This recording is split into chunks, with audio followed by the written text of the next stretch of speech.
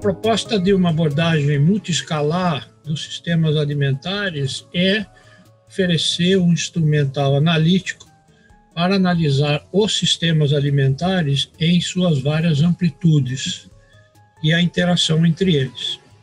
Claro que é preciso, de início, falar o que é que se compreende por sistema alimentar, não é? Porque existem múltiplos usos da noção do sistema alimentar. Nesse caso, o sistema alimentar ele se caracteriza, da maneira como eu estou apresentando, pela existência de fluxos de interdependência entre seus componentes e mecanismos de coordenação, que podem ser públicos ou privados.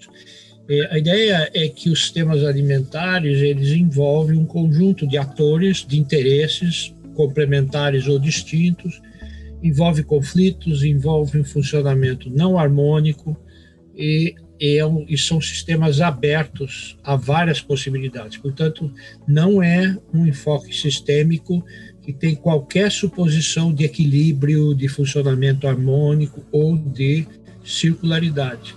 Por que eu falei sobre analisar os sistemas alimentares em suas várias dimensões, amplitudes? Porque em alguns aspectos você pode afirmar que existe um sistema alimentar mundial. Então, quando eu trato do papel das grandes corporações, quando eu falo do comércio internacional, quando eu falo dos preços internacionais, quando eu falo da interdependência entre países em termos do seu abastecimento, eu estou dizendo que existe um sistema alimentar organizado em âmbito mundial, inclusive quando eu falo da difusão de padrões de produção e de consumo. Em outros aspectos, eu posso afirmar que existem os sistemas alimentares nacionais, quando eu me refiro, por exemplo, a como que se organiza a atividade de produção e distribuição num país, como se dá a distribuição territorial da produção de alimentos, a integração entre as regiões, formação de estoques, formação de preços, isso tudo são questões de dimensão nacional. E eu posso, por fim, identificar sistemas alimentares num plano local ou territorial, que é onde você tem, então, a circulação, circuitos mais curtos de proximidade e onde tem questões próprias dessa esfera local. Então, a abordagem multiescalar, o que ela quer é dar conta da existência de sistemas alimentares com distintas amplitudes que coexistem.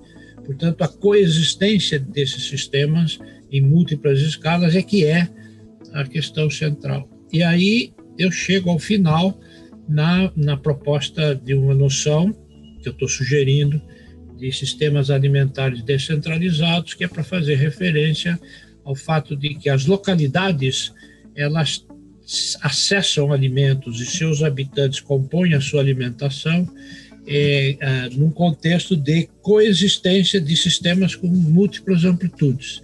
Então, eu defino o sistema alimentar a partir dos alimentos e da alimentação, não a partir da agricultura.